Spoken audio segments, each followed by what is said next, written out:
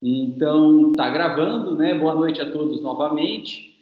Nossa aula aí de processo civil do dia 13 de agosto de 2020. Estamos dando continuidade, estudando os métodos de solução de conflitos, principalmente, né, os métodos alternativos de solução de conflitos. Porque a gente viu que existe um método padrão, advindo da própria criação do Estado, que é a jurisdição. E a jurisdição nada mais é do que o poder-dever que o Estado tem de interferir nas searas individuais e solucionar os conflitos sociais. Nós vimos que esse método da jurisdição, ela é conhecida como heterotutela. Por que heterotutela? Porque hétero é outro e tutela é proteção, é a solução do conflito propriamente dito. De modo que essa solução de conflitos pela jurisdição, pela heterotutela, ela não é dada pelas próprias partes, ela é dada por um outro, por um terceiro, que é o juiz. Né? Então, o papel do juiz é justamente interferir nos conflitos entre as partes A e B, visando solucionar o conflito, e esse conflito, então, ele é solucionado pela heterotutela, porque é um terceiro, diferente das partes envolvidas no conflito, que vai, então, solucionar este conflito. Agora, pessoal, além dessa jurisdição, nós vimos que existem outras alternativas, outros métodos de solução de conflitos. E esses outros métodos de solução de conflitos, eles são chamados de ADRs, que é Alternative Dispute Resolutions, né? Meios alternativos de solução de conflitos. E a gente estava estudando justamente as diferenças entre a jurisdição e os meios alternativos de solução de conflitos. Nós vimos que a solução de conflito dada pela jurisdição, ela é feita perante um juiz, que é justamente o terceiro interveniente no conflito, né? Que caracteriza a jurisdição como heterotutela. Sendo assim, pessoal, para que o juiz possa atuar, nós vimos que exige-se sempre um processo, um meio de trabalho, um instrumento de trabalho do juiz é o processo. Né? Então, para que a jurisdição possa atuar, para que o juiz possa atuar, ele depende sempre de um processo, e o processo é um instrumento para o exercício da jurisdição. Pessoal, e eu disse para vocês, né, como uma forma de revisão, que é justamente essa característica da jurisdição exigir um processo e o processo ser o instrumento de exercício da jurisdição que permite a gente relembrar um princípio muito famoso do processo, que é o princípio da instrumentalidade das formas. Princípio da instrumentalidade das formas. Esse princípio, ele não tinha previsão expressa no CPC de 73, mas ele veio, né, sendo construído paulatinamente ao longo do tempo, desde o Código de 73, pela doutrina. Principalmente um doutrinador muito famoso, que é o professor Bedak, né? O professor Bedak. O professor Bedak, que é desembargador aposentado do Tribunal de Justiça do Estado de São Paulo e professor aposentado também da USP, a tese de livre docência dele é justamente sobre o princípio da instrumentalidade das formas. Pessoal, o que diz esse princípio da instrumentalidade das formas agora com previsão expressa no Código de Processo Civil de 2015? Ele diz, pessoal, que o processo é um instrumento e a gente não pode dar importância tal ao processo ou complicar de tal forma o processo a ponto de que, por problemas processuais, a gente impeça a solução do conflito ou a própria pacificação da sociedade. Nós não podemos nos perder pelo processo. Nós temos que entender que o processo é um instrumento. E sendo um instrumento, o processo ele tem uma finalidade maior, que é a solução do conflito. Então, o que de fato importa para as partes não é o processo. O que de fato importa é a solução do conflito. Ninguém tem processo por ter processo. A gente só tem processo porque a gente precisa da intervenção do juiz naquele caso concreto para que se solucione o conflito. E para obter a solução do conflito, não há, né, outra forma que não o processo e como tal, instrumento para o exercício da jurisdição. Pessoal, e com isso, olha só, o processo, as regras processuais, a partir desse princípio da instrumentalidade das formas, ela tende a uma simplificação. Nós não temos processo por ter processo, nós não temos processo como um fim em si mesmo. A gente tem processo como um instrumento para obtenção de um fim maior. E por isso, todas as regras processuais, elas têm que ser, na verdade, simplificadas para tornar aquele processo mais palatável, mais tranquilo, mais acessível, para que, então, a gente possa, de forma mais fácil, obter a solução dos conflitos, né? Então, esse princípio aí, ele é muito importante, né? Ele é muito importante, porque com o CPC de 2015, então, a gente trouxe a ideia de facilitação, de simplificação do processo, dos atos processuais, sempre tendo em mente um objetivo maior, que é a solução do processo, solução do conflito. Pessoal, gente, processo não é bom para ninguém, né? Exceto o advogado que cobra honorários, né? Tirando o advogado que cobra honorários, o processo não é bom para ninguém. Para as partes, o processo não é bom, porque é caro e demora. E não tem a certeza aí de solução, né? A gente sabe como entra com o processo, a gente não sabe como vai sair de lá, né?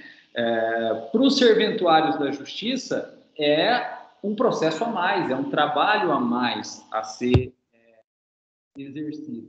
E, sendo um trabalho a mais para o serventuário da justiça, isso também significa um custo maior ao Estado, né? Existe um custo para a manutenção desse processo, né? Para a tramitação desse processo. E, portanto, gera um custo para o Estado.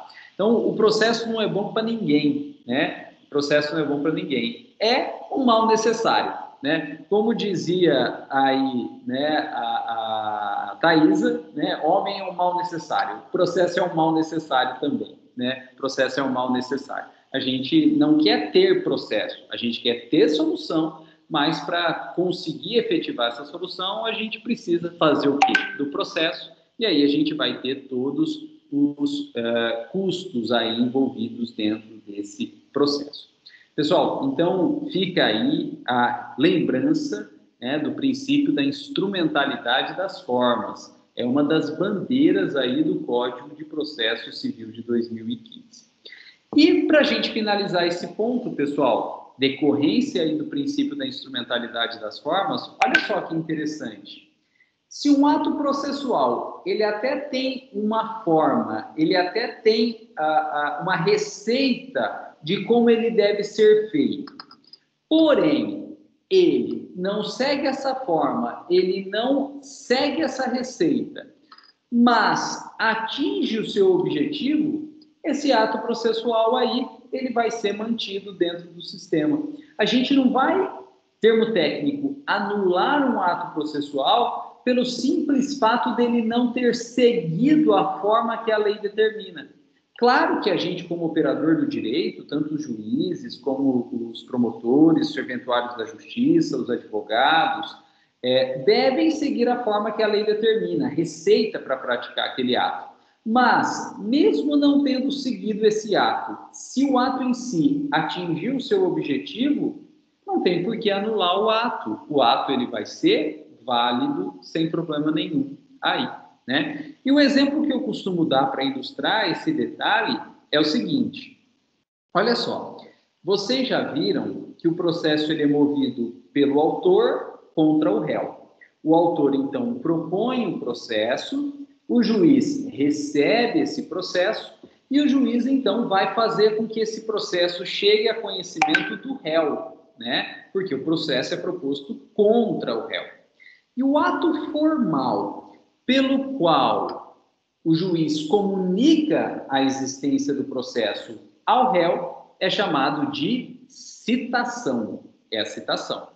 E essa citação é muito importante porque, além de comunicar ao réu a existência do processo, é a citação, é com a citação que se dá o direito de defesa ao réu, que se possibilita que o réu possa se defender, né? E com isso, então, a citação ela é importante, ela é inerente ao próprio direito de defesa. Sem a citação, ou então com uma citação inválida, uma citação que não ocorreu, não se deu direito de defesa. E aí, gente, sem direito de defesa, ninguém pode ser condenado sem ter direito à ampla defesa. Sem direito à ampla defesa, o processo não existe. O processo vai ser anulado e vai ter que começar tudo de novo, né? E olha só que interessante. A citação, ela foi feita, ela tem uma receita, ela tem uma forma para ser feita, né? E ela foi feita, mas não seguiu essa forma legal. Não seguiu essa forma legal. Por exemplo, tinha que citar pessoalmente por oficial de justiça. Só que não cita pessoalmente, cita por correio e quem recebe a carta de citação não é o réu, não era a pessoa do réu, era, por exemplo, o marido ou a esposa do réu. Então, não foi uma citação pessoal, não se encontrou o réu, não se encontrou o réu. Então, a receita de bolo para fazer citação, ela não foi cumprida. Porém, o réu fica sabendo da existência do processo. O réu ficou sabendo da existência do processo. E ficando sabendo da existência do processo, ele, réu, contrata um advogado e o advogado, então, se manifesta no processo dizendo que a citação não seguiu a receita de bolo. Sabe o que vai acontecer pelo princípio da instrumentalidade das formas? O juiz vai reconhecer que, de fato, a citação não seguiu a receita de bolo. Então, de fato, a citação é inválida. O juiz vai reconhecer. Porém, qual que era a finalidade maior da citação? Dar conhecimento ao réu da existência do processo para que ele possa se defender. E isso ocorreu. Apesar da citação não ter seguido a forma legal, né, a receita de bolo para fazer citação, o objetivo maior da citação, que era a cientificação do réu, foi cumprido. Porque se ele contratou um advogado e se manifestou no processo, ele ficou sabendo. E se ele ficou sabendo, ainda que a citação não tenha seguido a forma legal, a finalidade maior dela foi atingida. E se a finalidade maior dela foi atingida, o ato é válido. Então, houve sim a citação. E aí que o prazo para a defesa está correndo. E aí o advogado do réu vai ter que defender o réu logo. Ele não vai poder ficar esperando, né? Não vai poder ficar esperando. Então tem que tomar muito cuidado com isso, pessoal. Tem que tomar muito cuidado com isso, né? Eu tive um caso real sobre isso eu vou contar para vocês agora. Olha só, é uma ação de alimentos. E o juiz mandou citar o réu, que é o devedor de alimentos, é o pai da criança. Só que o réu, o pai da criança, ele não mora em Jales, ele mora em Votuporanga. E aí o juiz de Jales expediu um documento, ou praticou um ato processual chamado carta precatória. E a carta precatória, ela é um instrumento de cooperação judiciária, porque o juiz de uma determinada localidade é juiz naquela localidade. E, portanto, ele não vai poder praticar atos processuais em outras localidades, porque ele não tem jurisdição, ele tem. porque jurisdição é poder do Estado. Então, o juiz tem jurisdição, sempre em qualquer lugar do território brasileiro. Mas ele não tem competência para praticar o ato naquele outro determinado local. Então, o juiz de Jales tem competência para praticar atos processuais na comarca de Jales, né? Mas não tem competência para praticar o ato processual na comarca de Votuporanga. Então, o juiz de Jales vai expedir um documento, vai praticar um ato processual chamado carta precatória. E a carta precatória sai de Jales, que a gente chama de juízo deprecante, e vai então para Votuporanga, que é chamado juízo deprecado. O juízo deprecante é quem expede a carta precatória, e o juízo deprecado é quem recebe a carta precatória e pratica o ato processual lá naquela localidade. Porque o juízo deprecante não poderia praticar o ato processual lá, porque ele não é juiz lá. E qual que era o ato processual nesse caso? A citação do réu. A citação do réu. Então, o juiz de Jales expediu uma carta precatória encaminhada para o juízo de Votuporanga, para que o juiz de Votuporanga citasse o réu, para que o juiz citasse o réu. E a pensão alimentícia, ela se vencia no último dia do mês. Ela se vencia no último dia do mês. Quando a carta precatória ela foi expedida e o réu recebeu essa carta precatória,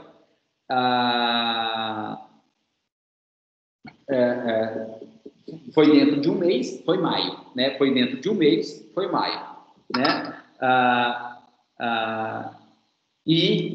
Só que, em razão da pandemia, essa carta precatória, ela não foi devolvida ao processo cumprida dentro de maio. Ela só foi devolvida para dentro do processo cumprida em junho, né?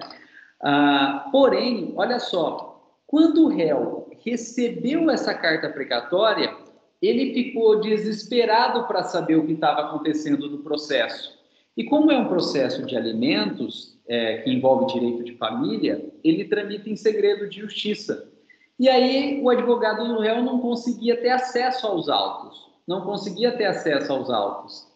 E ele, então, para ter acesso aos autos, ele peticionou, juntando a procuração e requerendo a sua habilitação nos autos. Sabe o que aconteceu?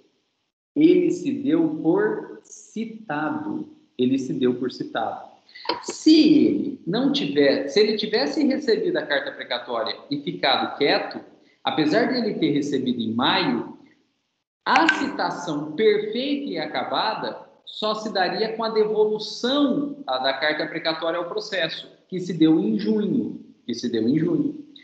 Então, na verdade, ele só estaria realmente citado em junho. E sendo citado em junho, ele não teria que pagar o que ficou para trás, porque ele só vai pagar os alimentos dali para frente, da citação para frente. Então, ele não teria que pagar os alimentos de maio. Agora, como, apesar da carta precatória ter sido juntado em junho, ele se antecipou e se habilitou no processo em maio, ele se deu por citado em maio. E aí, como os alimentos venciam no último dia de cada mês, ele se deu por citado em maio, venceu no último dia de maio, né? E ele, então, né, não pagou os alimentos e a gente teve que fazer a execução, né, a gente teve que executar esses alimentos e a discussão foi justamente se maio estava ou não estava vencido. Ele, réu, falava que não estava vencido, que ele não tinha que pagar maio, porque ele só foi citado em junho, porque a carta precatória só terminou de ser cumprida em junho, né, com a juntada em junho. Se ele não tivesse se manifestado no processo, ele estava certo, ele não teria que pagar maio, ele só pagaria junho para frente, porque a citação só teria se efetivado em junho. Porém, a partir do momento que ele recebeu a carta precatória e ele, antes dela ter sido juntada no processo, ele se habilitou no processo, ele se deu por citado dentro de maio. E como o alimento vence no último dia do mês, ele se deu por citado em maio, no último dia de maio se venceu a parcela e ele foi obrigado a pagar. Nós discutimos isso no processo e a decisão do juiz foi justamente pelo princípio da instrumentalidade das formas, dando por válida a citação pela própria parte. Como o objetivo da citação é cientificar o réu do processo, se ele vem e se habilita no processo, a citação atingiu o seu objetivo, ele se deu por citado, o ato é válido, ainda que não tenha, de fato, cumprido todas as formalidades legais. E ele teve, então, que pagar a prestação de maio também, né? Rodrigo, então, oi? Esse ele que você está usando aí é o advogado dele, né? A gente vai falar. A gente vai falar. Que deu um tiro no pé, no caso, né? Assim, a gente não pode falar que ele deu um tiro no pé, porque, na verdade, ele não sabia o que estava acontecendo, né? Ele não sabia disso. Ele foi citado pela carta precatória, que aconteceu lá em Votuporanga. Só que o processo era de Jales. Então, tudo que estava acontecendo no processo, que é o que eu contei para vocês, de dever alimentos no último dia do mês, ele não tinha como saber. Ele só ficou sabendo quando ele se habilitou, né? Mas quando ele se habilitou, ele se deu por citado e aquilo que estava no processo passou a valer contra ele também, inclusive os alimentos no último dia do mês, né? Então, não pode se dizer que ele deu um tiro no pé. Foi uma conduta prejudicial? Quando a gente analisa agora, com todas as informações, sim, foi. Mas não pode dizer que o advogado tenha dado um tiro no pé, porque, na verdade, ele não tinha como saber, né? Agora, eu contando para vocês, a gente tem todos os elementos do caso, do processo. Então, fica fácil porque a gente tem a visão geral. Mas o advogado não tinha naquele momento.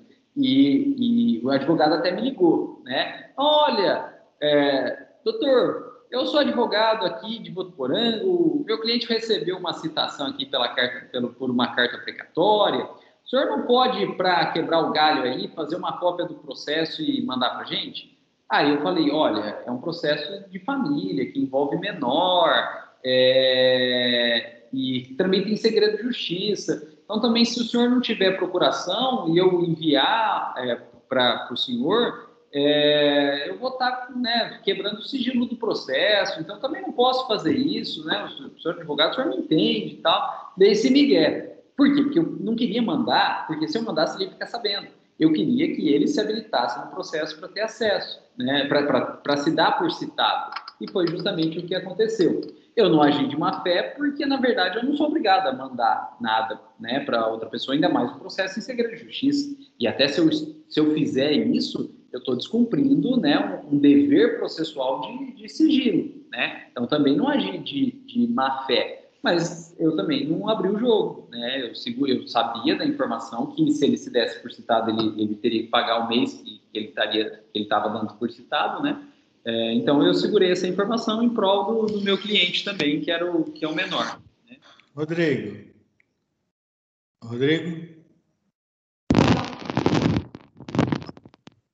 Deu um problema aí, né? É o Robson.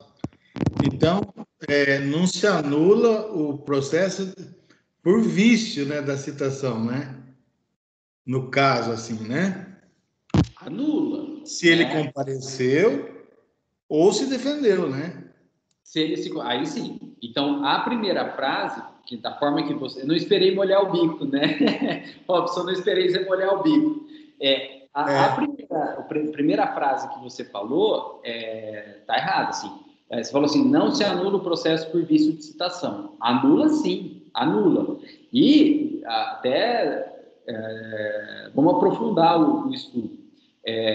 O vício de citação é um dos vícios mais graves que se tem no processo, porque se não houve citação ou se a citação é inválida, não se garantiu o direito de defesa e ninguém pode ser condenado, ninguém pode ser prejudicado sem garantia do direito de defesa. E esse vício de citação é tão grave, que ele pode ser alegado a qualquer momento no processo. E, pessoal, vamos aprofundar bastante agora. E também, mesmo após o trânsito em julgado do processo.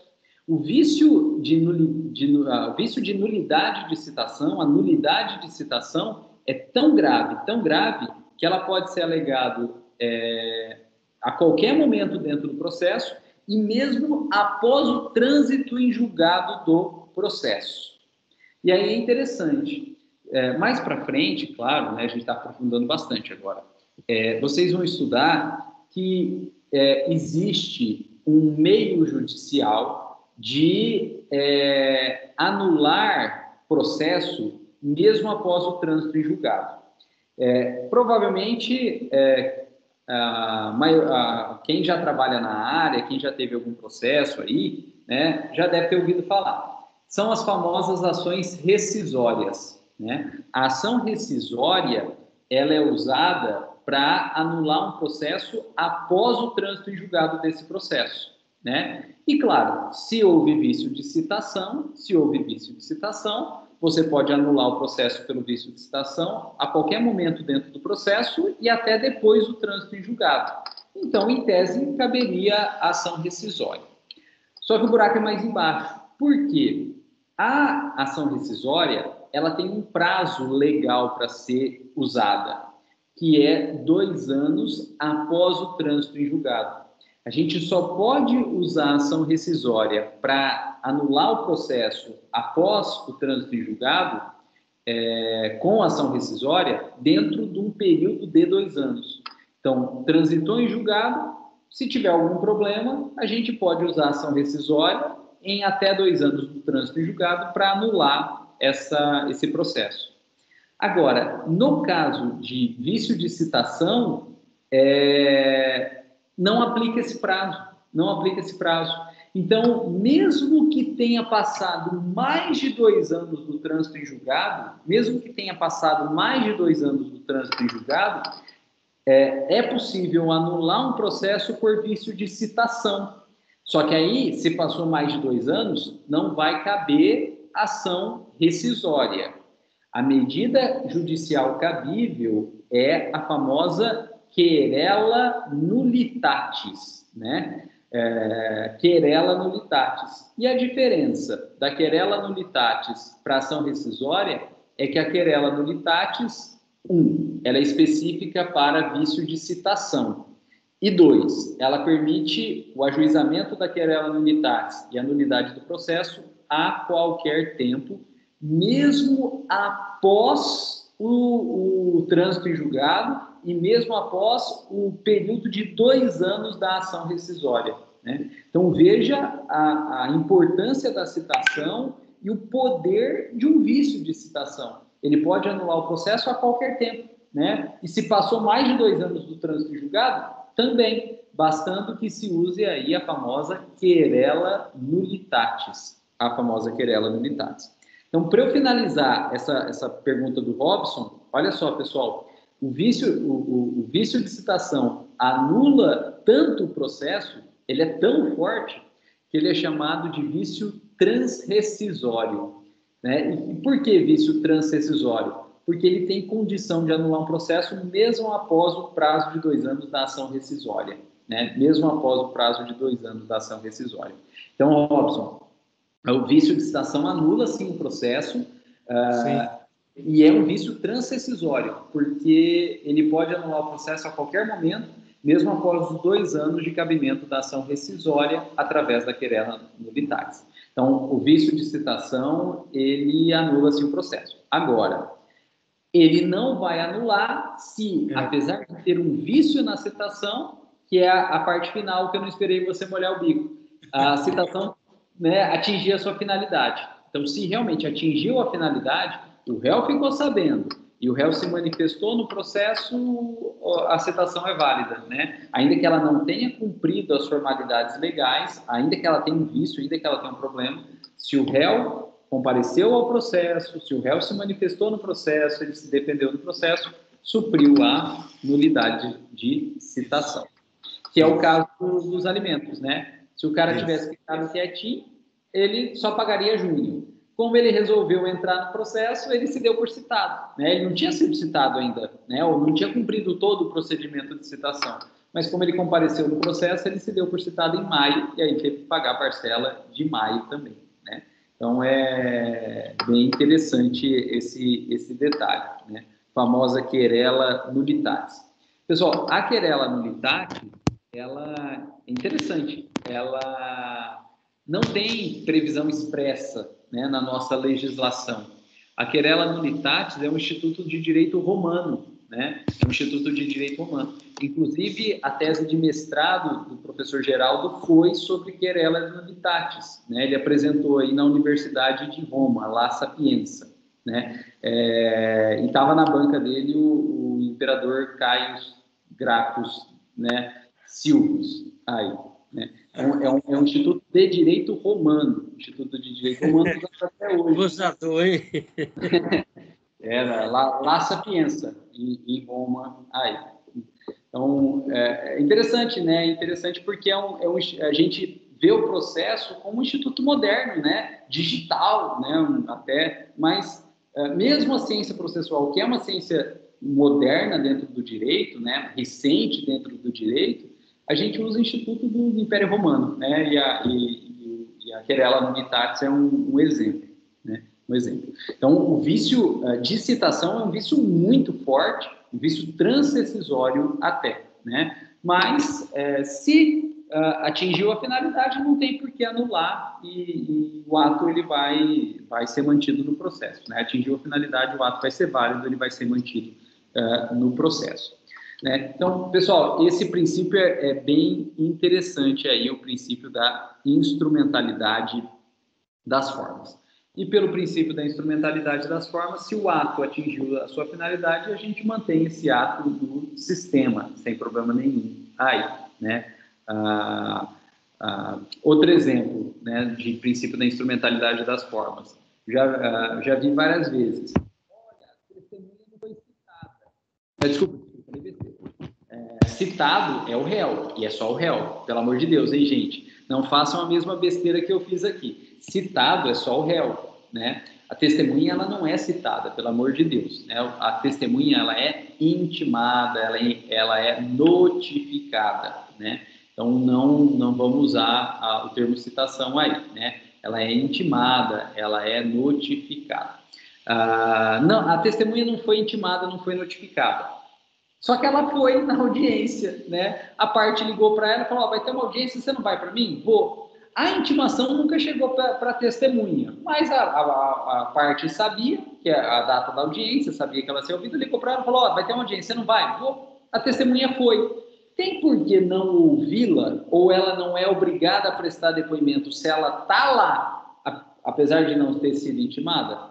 Não, claro que não, né? Apesar de não ter sido intimada, o ato é válido, ela está lá, ela vai ser ouvida, mais que isso, ela é obrigada a ser ouvida, né? Então a ideia é uma ideia instrumental, né? Uma ideia até utilitarista do processo, né? A gente vai usar o processo como instrumento e os atos processuais como um instrumento, uma finalidade, né? Com a utilidade. Se cumpriu essa utilidade, essa finalidade, os atos processuais vão ser validados aí, né? Não tem porquê refazer um ato se ele cumpriu, se ele atingiu a sua finalidade, por mais errado que ele estivesse aí, né? Então, é bem importante. Bom, pessoal, terceira característica aqui da jurisdição que a gente já comentou, a jurisdição, ela é impositiva, ela é coercitiva, ela tem força vinculante, né? Já dizia aí a ministra Carmen Lúcia, decisão judicial a gente não discute, a gente cumpre, que é a grande finalidade, né? E, como tal, aquilo que é proferido pelo juiz tem força executiva, né? Um título executivo judicial. E o que significa isso? Significa que o Estado vai fazer cumprir. O juiz, ele tem poder de mover toda a estrutura do Estado para fazer cumprir aquela decisão judicial. Então, se o juiz dá uma ordem de despejo e a pessoa, o inquilino, não sai voluntariamente, o juiz, então, expede um mandado, né, de despejo, autorizando o oficial de justiça até chamar concurso de força policial para tirar a pessoa lá de dentro, né? Essa é a maior prova da força executiva, né, das decisões judiciais. A polícia, pessoal, ela não é um órgão do Poder Judiciário. A polícia é um órgão do Estado, é um órgão do Poder Executivo. Mas, para fins de garantir a força executiva das decisões judiciais, A polícia, né, ela também pode ser um dos instrumentos que o Estado dispõe ao juiz para fins de garantia da execução, né, cumprimento da decisão judicial. Bom, pessoal, e a gente tinha parado analisando as vantagens e desvantagens da jurisdição. E eu disse para vocês que a grande vantagem da jurisdição é justamente essa coercitividade, né? A jurisdição, ela é uma heterotutela, porque ela leva o juiz para dentro do conflito, através do processo, e aquilo que o juiz decidir tem que ser cumprido pelas partes. A parte, ela não vai escolher se ela quer cumprir ou não. Eu gostei da decisão, vou cumprir. Eu não gostei da decisão, não vou cumprir. Não, né? Se o juiz profere a decisão, as partes são obrigadas a cumpri-las, né? Goste ou não goste. Isso é uma vantagem, né? Porque, independente do que a parte quer, o que o juiz fala tem que ser cumprido, né? Tem até gente que fala que o papel do juiz é justamente aplicar a lei no caso concreto, né? Dizer qual é a lei naquele caso concreto. E ao dizer qual é a lei no caso concreto, e a lei é sempre obrigatória, o juiz torna aquela decisão obrigatória para as partes. E a gente estava vendo as desvantagens. Primeira desvantagem, pessoal, a jurisdição ela é meio dicotômica, ela é maniqueísta, né, de certa forma. Por quê? Porque ganha um, o outro perde. Ganha o outro, um perde, né? Não tem muito meio termo. Não, a jurisdição ela não está lá para agradar gregos e troianos. Ela vai agradar ou grego ou troiano, mas os dois não tem como, né? Não tem como. Então, isso é uma desvantagem da jurisdição, porque alguém sempre vai sair aí chateado, né? A partir do processo. Né? O processo ele não agrada gregos e troianos. Ele vai escolher um dos dois. Um vai agradar, o outro inerentemente vai sair descontente aí. Pessoal, segunda desvantagem, o processo e a jurisdição, em última análise, é um serviço público. E como serviço público tem que pagar custas, né? Tarifas. Da mesma forma que a gente paga tarifa de luz, tarifa de água, tarifa de iluminação pública, tarifa de recolhimento de lixo, a gente tem que pagar também as custas, as tarifas decorrentes da prestação do serviço público, que é o processo e o exercício da jurisdição. Né? Agora, lembrando que o processo ele não é um fim em si mesmo, ele é um instrumento para o exercício da jurisdição visando a solução do conflito. Né? Então, a gente paga para ter o processo, mas não porque a gente quer o que a gente gosta do processo, a gente quer, na verdade, a solução do conflito. Pessoal, terceira desvantagem, o processo, né, o nome já diz, ele é um processo, ele é um encadeamento de atos processuais, né, e como tal, ele acaba levando um tempo, né, e a gente viu que isso é feito para ser dessa forma, para levar um tempo, porque se o juiz também tivesse que decidir de forma imediata, a chance dele não conseguir analisar bem os fatos narrados naquele processo e vir a proferir, então, uma decisão errada, uma decisão ruim, seria muito maior se ele fosse, então, obrigado a decidir de forma imediata. E quando o processo, então, ele é um encadeamento de atos processuais e para isso leva um tempo, a ideia é que, nesse tempo, o juiz possa conhecer bem o processo, bem os fatos, os argumentos, os direitos alegados pelas partes, e possa, então, proferir uma decisão com maior qualidade. Né? Pessoal, celeridade, que é velocidade, é uma grandeza inversamente proporcional à qualidade das decisões judiciais. Quanto mais rápido, provavelmente menor é a qualidade. E quanto mais demorado, a ideia é que também se tenha uma qualidade maior.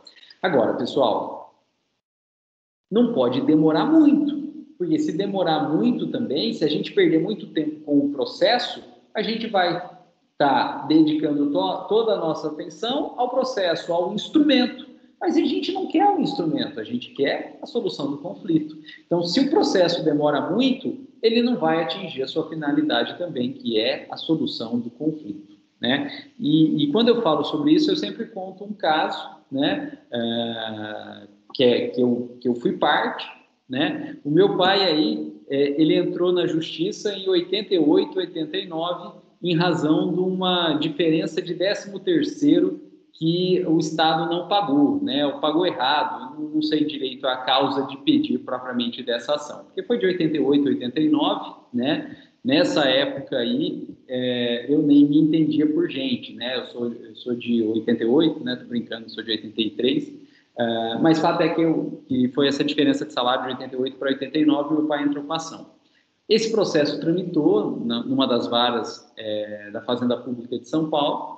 Meu pai ganhou a ação, né? Meu pai fez a execução contra a Fazenda Pública. Hoje a gente chama de cumprimento de sentença, né? O nome técnico hoje é cumprimento de sentença. Mas na época era execução contra a Fazenda Pública.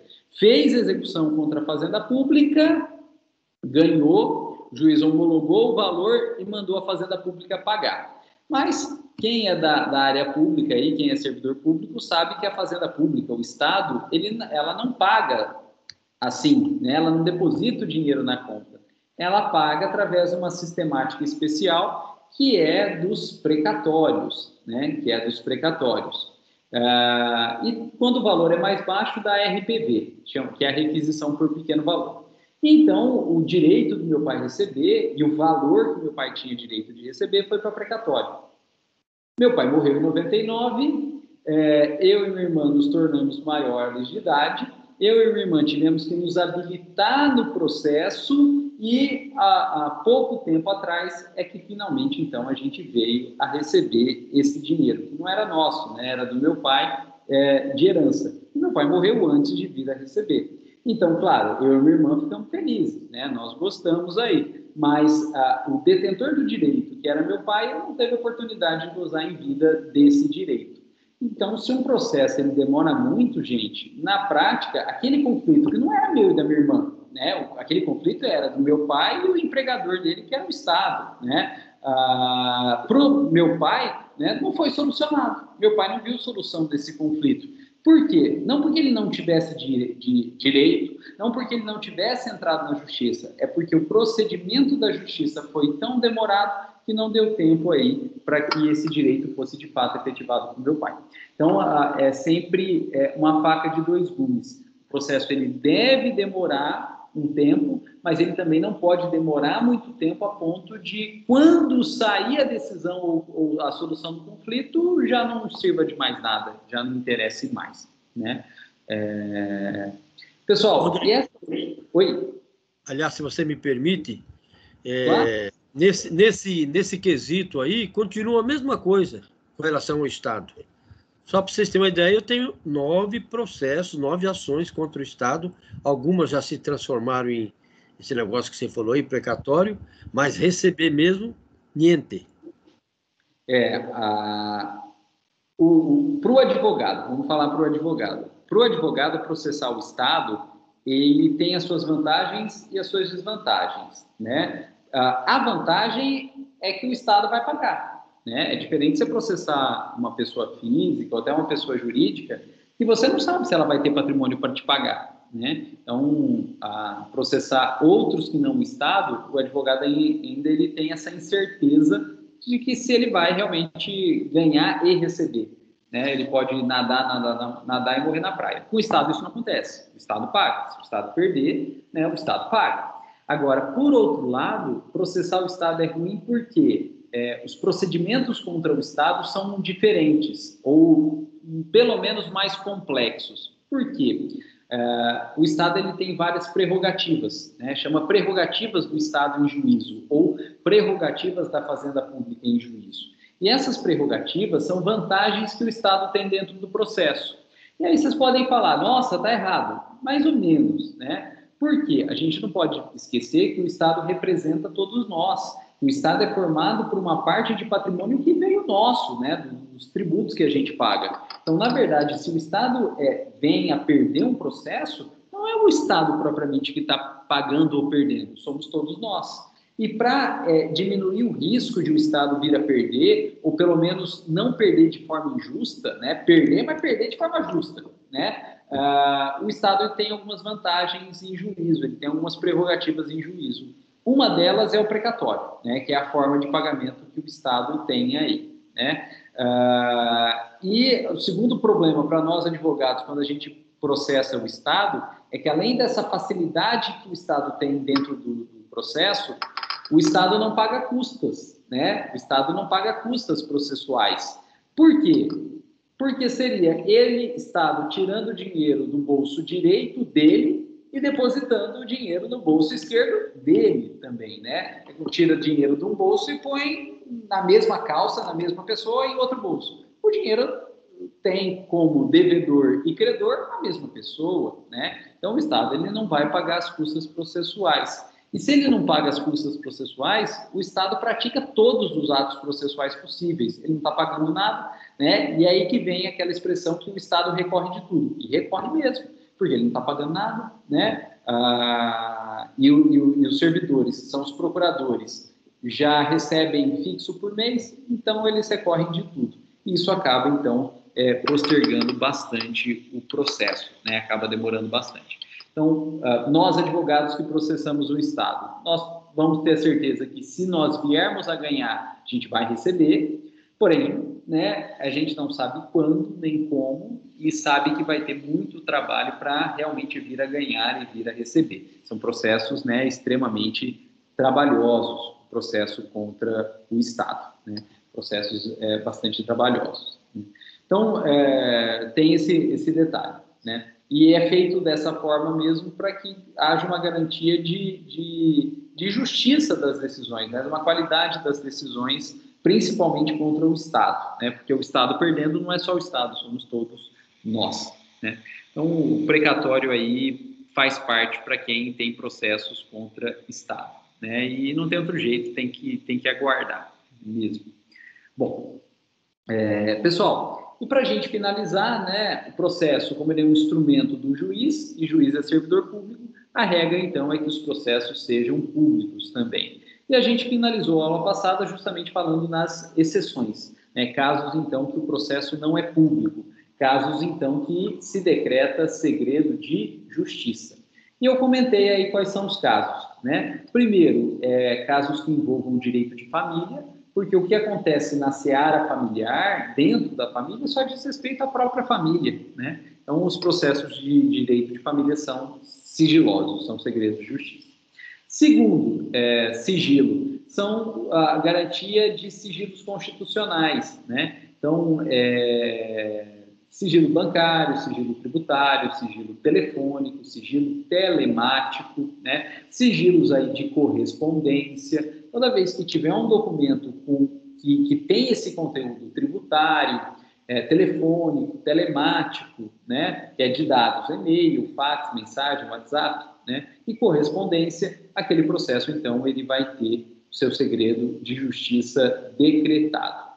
Pessoal, quando eu dei essa aula, no ano passado, né, levantou a mão um serventuário da Justiça do Trabalho. E ele falou assim, professor, lá na Justiça do Trabalho, quando tem um desses documentos, um desses sigilos constitucionais, com conteúdo de um desses sigilos constitucionais, o juiz lá do trabalho, ele não decreta segredo de justiça no processo inteiro. Ele só torna aqueles documentos sigilosos. Beleza, né? Atingiu a finalidade. Mas tem que tomar cuidado, porque às vezes se decreta o sigilo do documento. Só que quando o advogado vai fazer uma petição, ele se refere ao documento. E aí, apesar de não mostrar o documento, o conteúdo do documento fica escancarado pela petição do advogado.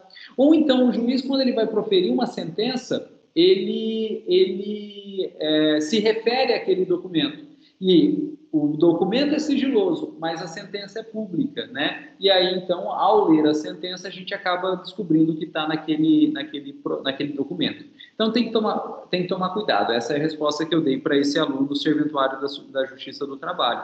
Tudo bem, decreta segredo do documento. Só que se outras peças processuais fizerem referência ao documento, apesar de ter decretado o segredo do documento, o conteúdo do documento pode ser tornado público aí, né? Então tem que tomar cuidado com isso também, né? Na Justiça Estadual, o que a gente vê é a decretação de segredo do processo como um todo, né? A grande maioria dos processos aí que eu tive contato, em que a gente juntou documentos com conteúdo tributário, telefônico, telemático, né?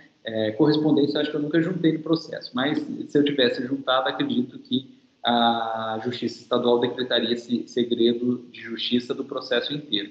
Acho que é uma decisão mais acertada, né? Salvo o melhor juízo, pedindo vênia aí, né, aos magistrados, que é quem tem poder para isso, mas acho que é uma decisão mais acertada, porque se consegue garantir de fato o segredo, né, porque não só os documentos, mas as petições e as decisões também ficam sigilosas aí. Pessoal, e aí eu vou contar dois casos para vocês que eu tive. Eu não contei porque a gente já estava no finalzinho da aula passada, mas eu vou contar hoje aí. Um caso que aconteceu comigo, né? Eu tinha um processo contra a Telefônica, né? Faz tempo aí, meu, né? Eu era parte, eu era o autor e estava advogando em causa própria desse processo contra a Telefônica. Aquelas bobeiras lá de serviço de terceiro, né? Pedindo dano moral. Ganhei o dano moral e transitou em julgado, né? A condenação da Telefônica é me pagar o dano moral. E eu fiz, então, o cumprimento de sentença, né, para executar a decisão, para obrigar a Telefônica realmente a me pagar o dano moral. E nesse procedimento de cumprimento de sentença, sei lá por quê, a Telefônica juntou todas as minhas contas telefônicas num determinado período no processo. Era processo físico ainda. Ela imprimiu minhas contas telefônicas e juntou no processo. O que eu fiz? Eu me manifestei, eu fiz cópia, né, no processo físico. Me manifestei no processo pedindo a decretação de sigilo, né, de segredo de justiça, alegando que aquelas informações das contas, primeiro, nem precisavam estar no processo, porque era um processo de cumprimento de sentença. Então, o que eu queria era o valor do dano moral, não tinha mais nada para discutir ali, né? Então, nem fazia sentido a Telefônica ter juntado. Mas já que ela juntou, né, e eram documentos sigilosos, tinha que decretar o segredo de justiça. O juiz acatou, né, o meu pedido e decretou o segredo de justiça. Depois que ele decretou o segredo de justiça, eu fiz cópia dessa decisão, era processo físico, e entrei com uma nova ação contra a Telefônica, que foi a quebra de sigilo, né, telefônico, com um agravante. Eu, sendo advogado, as minhas conversas com pretensos clientes são sigilos profissionais, né? Às vezes saber com quem o advogado fala ou não é algo importante, né? E aí entrei com um novo processo, um novo pedido de dano moral por quebra de sigilo profissional, né? E ganhei também, né? Então isso foi interessante, né?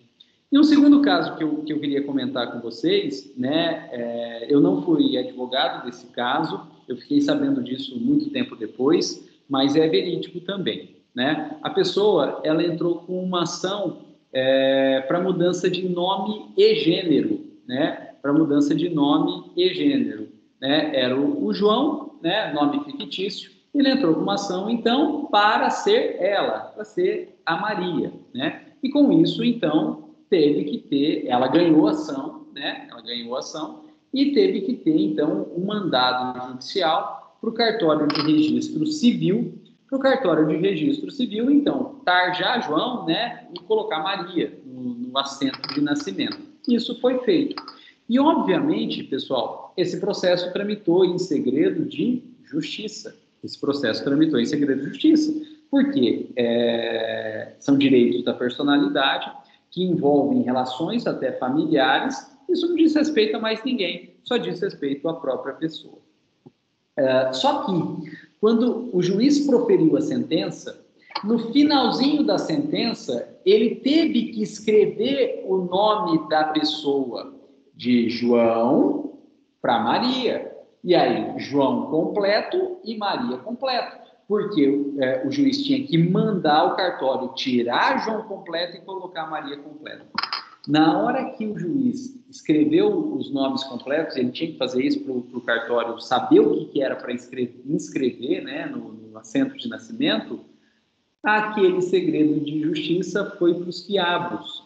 Porque até então, os nomes estavam sendo postos por iniciais. E então podia publicar qualquer coisa daquele processo que só ia sair inicial, ninguém ia saber quem que era, porque era só as iniciais. Mas quando, apesar de manter o segredo de justiça e manter as publicações por iniciais, a parte final da sentença trouxe os nomes completos, e isso foi publicado no Diário Oficial, acabou o segredo de justiça. Já era o segredo de justiça. Bom, pessoal, isso aconteceu há um tempinho, né, há bastante tempo já. E recentemente eu fui procurado por essa pessoa porque ao lançar o nome dessa pessoa no Google, constava isso, aparecia isso. Não era para aparecer, porque era para estar tramitado em segredo de justiça e era para ter só a inicial. Mas, como constou o nome na sentença e isso acabou sendo publicado, o Google achou, o Google vinculou, e aí jogando o nome da pessoa no Google saía essa sentença, né? E isso estava, claro, quebrando o direito à intimidade, ao sigilo pessoal da pessoa, né? O direito da personalidade. E aí, então, né, e eu fui contratado para isso, a gente entrou com uma ação de indenização contra o Google e contra o Estado, né? Justamente por essa quebra de sigilo. E nós ganhamos a ação, está em fase de cumprimento de sentença, né? E o dinheiro da indenização já está depositado nesse mês aí, agora a pessoa deve levantar e receber o dinheiro. Muito justo, né? Muito justo. Porque por uma fatalidade aí acabou passando o nome completo, isso acabou se tornando público aí, né? E houve então um rompimento do direito da personalidade, né? Sigilo pessoal. Pessoal, e esse caso ele é bem interessante, né? Porque eu não posso mostrar, porque é um caso que tramitou, né? Ele terminou em segredo de justiça. Não posso mostrar por conta disso, mas ele é muito interessante porque o juiz ele fundamentou a decisão dele no chamado direito ao esquecimento, né? Aqueles fatos pretéritos da vida da pessoa só dizem respeito à vida da própria pessoa. E se a própria pessoa não quer que aquilo seja tornado público, ela tem direito de promover o esquecimento daqueles fatos, né? Direito ao esquecimento. E o fundamento da decisão foi justamente esse direito ao esquecimento. A pessoa tem direito a apagar, né? Assim, ou não tornar público, ou não propagar fatos da vida dela. Um caso interessante que também se discutiu isso foi o da Xuxa. Não sei se vocês se lembram aí, né? Eu não me lembro, né? Eu ouvi falar depois. Mas a Xuxa gravou um filme em que ela fica nua, né? Perto de um menor de idade, né? Depois que ela ficou famosa, ela tentou, então, tirar esse filme do mercado, entrou com ação, tudo para tirar o filme do mercado. E alegou justamente o direito ao esquecimento. Olha, eu, Xuxa, tenho o direito de promover esquecimento de fatos da minha vida pretérita que não dizem respeito a mais ninguém e eu não quero que se propaguem. E ela, então, perdeu a ação, né? Porque ela é uma figura pública, né? Diferente do caso, né, que eu ganhei a ação, porque não era uma figura pública, né? Então, isso não diz respeito a mais ninguém. A Xuxa alegou os mesmos argumentos, né? O direito ao esquecimento, mas perdeu porque ela é uma figura pública, né? Então, aquilo foi feito de forma pública, aquilo foi divulgado de forma pública, ela autorizou à época, né? E por isso, então, a ação da Xuxa foi julgada improcedente. É um caso interessante aí. Mas, pessoal, a regra é que os processos sejam públicos, né? Excepcionalmente é que eles vão ser tornados sigilosos aí, né? O Gladson está perguntando aqui, quem terá que pagar a ação? Foi uma condenação solidária da Fazenda Pública e do Google, né? A Fazenda Pública por ter tornado aquele ato público e o Google por ter propalado, né? Por ter divulgado aí. E a gente, para bem caracterizar a responsabilidade do Google, a gente primeiro fez uma notificação judicial ao Google para que ele deixasse de indexar, né? Para ele deixasse de indexar aquelas páginas, né, com o nome da pessoa, né? Se jogasse o nome, o Google não mais indicaria aquelas páginas. E o Google falou que negou se fazer isso, ele contra-notificou negando, falando que ele não podia fazer isso, né? Deu um monte de argumento técnico lá, mas nós entramos com ação mesmo assim contra a Fazenda Pública do Google, com fundamentos diferentes, né? Porque a Fazenda Pública divulgou e o Google propalou, e se negou a desindexar, e ganhamos numa condenação solidária, Fazenda Pública e Google. O juiz condenou os dois solidariamente a pagar. Agora, na linha do professor Esquina, eu não vou cobrar a Fazenda Pública, porque se eu cobrar a Fazenda Pública vai para precatório, então eu cobrei só o Google, né? Como é uma condenação solidária, ambos são condenados a pagar a integralidade da dívida. Então eu cobrei só a Fazenda Pública, só o Google pela integralidade da dívida, porque o Google tem que pagar, né? Enquanto a Fazenda Pública também tem, mas ela paga na forma de precatório. Eu poderia até ter cobrado a Fazenda Pública, mas em razão da sistemática do precatório e a demora que isso gera, eu não cobrei. Eu optei cobrar só o Google, né? E o Google pagou e dá para a gente levantar esse dinheiro aí. O processo foi para o contador, voltando para o contador, provavelmente o juiz autoriza o levantamento do dinheiro, né? Então, mais que justo, né? Como dizia aquele personagem, justíssimo, né? Justíssimo. Então, a regra é que o processo seja seja público, excepcionalmente, né, quando tiver interesses de familiar, né, interesse de família e interesse aí, né, de sigilos constitucionais, ele vai se tornar sigiloso. E o último caso, pessoal, de sigilo que a gente comentou é quando houver interesse público. Por exemplo, o julgamento aí de altas autoridades, né, o processo vai ser sigiloso, né? Se não, você está investigando aqui, o cara já está assumindo com prova lá, né? Então, para evitar esse tipo de coisa, né, para fins de interesse público, investigações, nesses casos, os processos são tornados sigilosos, segredos de justiça.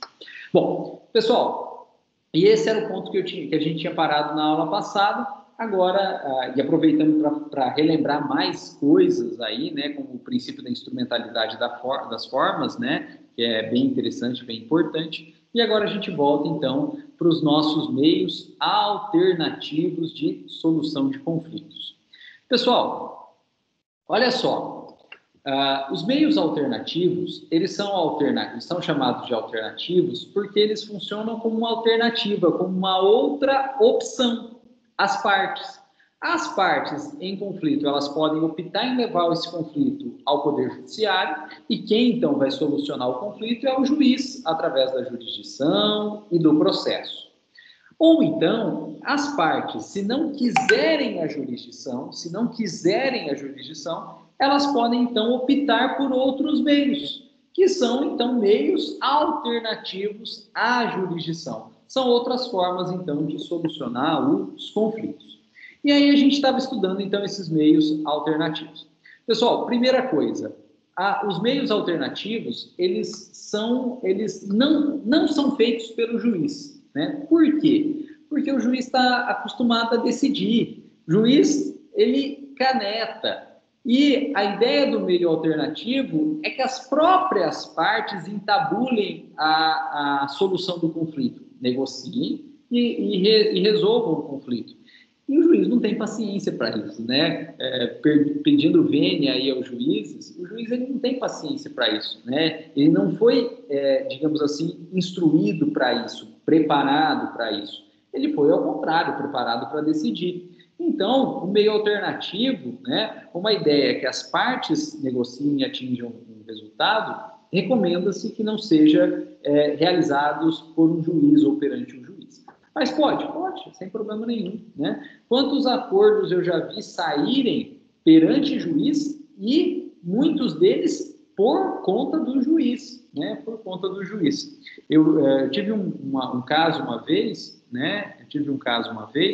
Que foi uma ação revisional de alimentos.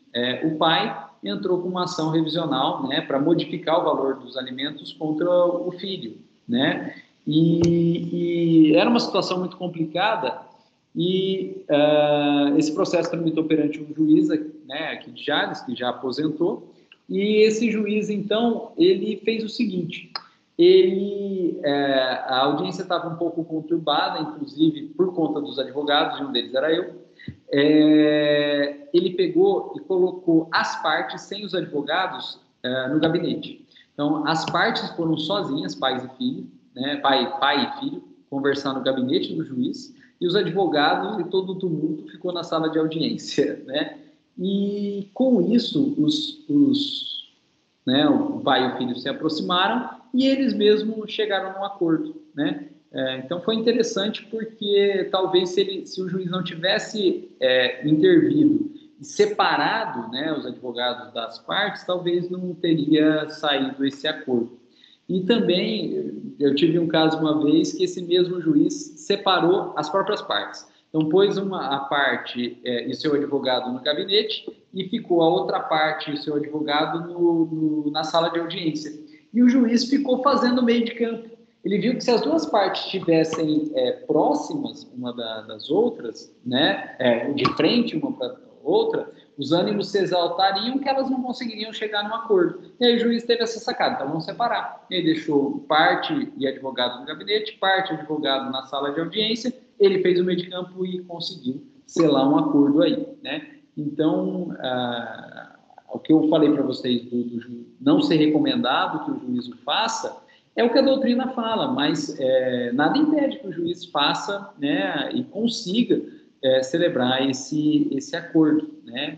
Interessante, né? Que consiga, né? Bem interessante. Esses dois casos foram bastante interessantes, né? E só, já que eu estou contando o caso, né, só para ilustrar, eu tive um caso também que a gente estava tentando fazer acordo, né? E o juiz optou em falar, então eu vou deixar vocês, todas as partes, no gabinete conversando. E eu, juiz, vou sair para deixar vocês livres para tentarem fazer um acordo. Foi só o juiz sair da sala que uma das partes levantou para tentar bater na outra, né? E aí, o advogado da parte que levantou, foi a minha sorte, é um advogado bem grande aqui em Jales, ele só colocou a mão assim e segurou a parte, né? E eu estava do outro lado, assim, era o gabinete do juiz, então tinha 2 sofás e tinha uma mesa de centro, se eu não me engano, e cada um estava num sofá, né? De um de frente para o outro. Se esse advogado não fosse grande, não segurasse a parte, eu do outro lado lá, ou batia, e aí saía, advogado bate no outro, o outro em audiência. Ou pior, né? Saía, advogado apanha em audiência, né? Então, não ia ter meio termo, né? Então, ou eu ia bater, ia sair queimado que eu bati, ou, muito provavelmente, é o que aconteceu, eu ia apanhar e eu ia sair queimado que eu ia apanhar, né? Que eu apanhei. Então, tem de tudo aí, né? Tem que tomar cuidado com isso, né? Então, aí, quando deu essa muvuca, o juiz percebeu, ele voltou. Aí, claro, né, ele exerceu o poder de polícia dele, o juiz tem poder de polícia em audiência, né? Pessoal, o poder de polícia não é fazer investigação, sair prendendo, não é isso. O poder de polícia, ele é um termo técnico que é o poder de gestão daquele ato, né? Que é garantir a ordem naquele ato. E o juiz, claro, ele tem poder de polícia, né? E aí ele garantiu a ordem naquele ato, aí apaziguou a situação, né? Mas ia ser uma situação bem complicada aí. Bom, pessoal, segundo, como os meios alternativos, eles não têm juiz, eles não têm jurisdição, eles dispensam também processo. O processo é um instrumento do exercício da jurisdição, da atuação do juiz. Se não tem juiz, não tem processo, não tem juiz, não tem jurisdição, não tem por que ter processo. Então, a gente não pode falar em processo dentro do meio alternativo, a gente fala de procedimento. E aí, claro, para ilustrar, né, eu já vou dizer, como eu já disse para vocês, quais são os meios alternativos, né? É a mediação, a conciliação e a arbitragem. Então, a gente vai falar procedimento de mediação, procedimento de conciliação, procedimento de arbitragem. A gente não pode falar processo, né? Porque processo é da jurisdição, é o outro lado. Nós estamos em meio alternativo, então a gente não tem processo. A gente fala em procedimento. Pessoal, terceira coisa, olha só. A solução no meio alternativo, ela é obtida de forma discutida, de forma consensual, por acordos entre as partes. Por acordos entre as partes. Pessoal, e depois, olha só, apesar de não ter juiz, hoje, com o CPC de 2015, as decisões consensuais, as decisões dos meios alternativos, elas também têm a força do Estado, elas também têm força executiva, elas também permitem execução forçada, né? Então, veja que o meio alternativo, de certa forma, ele é simplificado, ele tem um fundamento diferente, que é o consenso, porém, hoje, com o CPC de 2015, ele tem toda a força que tem uma decisão judicial, né? Isso foi feito pelo CPC de 2015 como uma forma de privilegiar os meios alternativos de solução de conflitos. Pessoal, e agora, né, a gente tinha parado estudando as desvantagens e as vantagens dos meios alternativos. Pessoal, as desvantagens, né, a principal desvantagem do meio alternativo é que o meio alternativo, ele depende do consenso das partes. O meio alternativo, ele depende do consenso das partes. Então, veja, as partes podem discutir e discordar de tudo, mas para que haja a opção pelo meio alternativo, uma coisa elas têm que concordar, que é justamente a opção pelo meio alternativo, né? Então, a gente só consegue solucionar um conflito pelo meio alternativo se as duas partes quiserem. Elas podem discordar de tudo, mas elas têm que ambas aceitarem aí o meio alternativo, né? Ambas têm que aceitar o meio alternativo. Então, a opção pelo meio alternativo não é de uma parte. A opção pelo meio alternativo, na verdade, e na prática, tem que ser feita pelas duas partes. Autor e réu podem discordar de tudo, mas o autor e o réu têm que concordar que a solução vai ser dada pelo meio alternativo. Gente, a jurisdição não, né? A jurisdição é escolhida pelo autor e aí ela vai, né? A jurisdição é escolhida pelo autor e ela vai. Ainda que o réu nem não queira, né, se negue, a jurisdição ela vai. Pessoal, eu vou aproveitar esse ponto para relembrar com vocês um outro princípio, né? Um outro princípio, que é o princípio da inércia da jurisdição. Princípio da inércia da jurisdição. Vocês já viram que a jurisdição ela é inerte. O que isso quer dizer? Quer dizer que ela é parada. A gente não vê o juiz andando pela rua aí com aquela camiseta, em que posso te ajudar, né? Com colete, em que posso te ajudar. Sou juiz, soluciono conflitos, aí atrás, em que posso te ajudar. A gente não vê o juiz andando por aí dessa forma. Por quê? Porque a jurisdição ela é inerte. A jurisdição ela fica parada, né? Fica lá o juiz no seu gabinete, esperando então que os conflitos, através dos processos, cheguem até ele, juiz. Cheguem até ele, juiz. O juiz, ele não sai procurando processo. O juiz, ele não sai instaurando processos. Ele fica parado, esperando as partes, ou uma das partes, que é o autor, instaurar um processo, e aí, então, ele vai exercer a jurisdição dentro daquele processo. Pessoal, e aí sempre vem a pergunta, professor, por quê? Não seria melhor o juiz já poder sair solucionando os conflitos aí? Não. Por que não? Porque se o juiz pudesse sair solucionando os conflitos aí, ele, na verdade, poderia, na prática, escolher os conflitos que ele quer solucionar. E se ele escolhe, se ele tiver poder de escolha dos conflitos que ele quer solucionar, ele vai perder a sua principal característica, que é a imparcialidade, né? A existência da inércia, ela existe como forma de garantia da imparcialidade do juiz.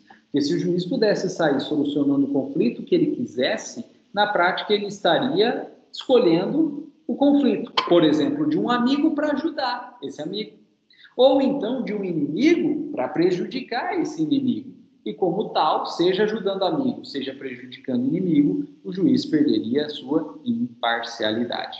Então, como forma de garantia da imparcialidade do juiz, a jurisdição ela é inerte. O juiz, ele não começa processo, ele não escolhe o que vai julgar, ele fica paradinho e são as partes, então, principalmente o autor, que leva o processo ao juiz, que instaura o processo ao juiz. Pessoal, e é em razão de ter alguém para instaurar o processo, de necessitar que alguém instaure o processo, é que, junto com a jurisdição, junto com a jurisdição, existem as funções essenciais à justiça.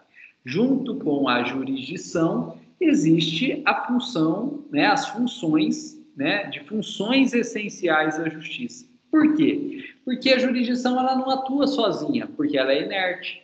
E como ela precisa de alguém que promova os processos para ela poder atuar, senão ela também não atua, senão ela também não tem razão de existir, essas pessoas que podem promover os processos, podem iniciar o processo, podem provocar a jurisdição para que então ela possa atuar, são chamadas de funções essenciais à justiça.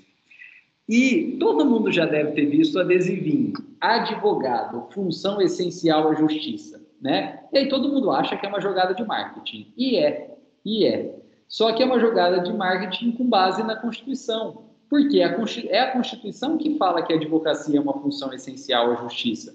E por que a advocacia é uma função essencial à justiça? E aí não é marketing, aí é a técnica processual. É porque a advocacia é uma das funções que tem o poder, né? O poder de iniciar processo provocando a jurisdição. Não é qualquer pessoa que pode começar um processo, né? Precisa ter conhecimento técnico para iniciar um processo. E quem tem esse conhecimento técnico, um dos que tem esse conhecimento técnico é a advocacia, né?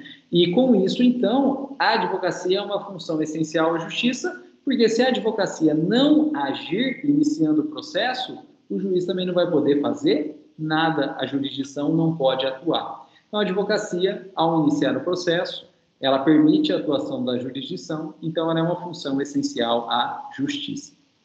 E a outra função essencial à justiça é do Ministério Público, porque o Ministério Público também ele tem poder, né? O termo não é poder, o termo técnico não é poder, é capacidade, né? O Ministério Público ele também tem capacidade de promover processos em juízo, né? Iniciando processos perante o Poder Judiciário e fazendo, então, com que o juiz venha a atuar, fazendo com que a jurisdição venha a atuar. E essas são, então, as duas funções essenciais à justiça, a advocacia e o Ministério Público.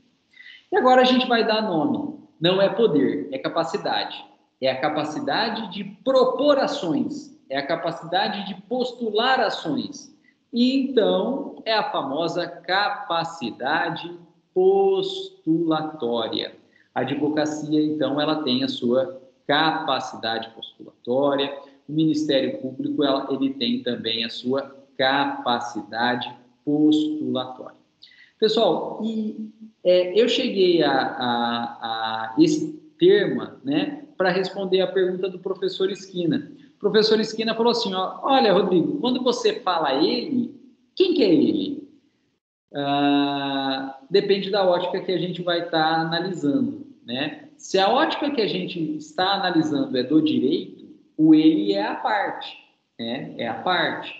Agora, se a ótica que a gente está analisando é quem praticou o ato, aí não é a parte, porque a parte não tem capacidade postulatória. Aí quem praticou o ato é o advogado da parte, né? Mas, claro, o advogado ele pratica o ato processual porque ele detém capacidade postulatória, né? Mas ele não pratica o ato processual em nome dele, advogado. Ele pratica o ato processual em nome da parte, né? Então, veja só, quando eu falo ele dentro do processo, né, eu estou me referindo ao direito da parte, mas o ato em si praticado pelo advogado, né? Então, o advogado que pratica o ato, mas representando o direito da parte, né? Então, é esse ponto que eu queria chegar para fazer essa observação, né, a partir da pergunta do professor Esquina. Quem que é o ele quando a gente fala dentro do processo?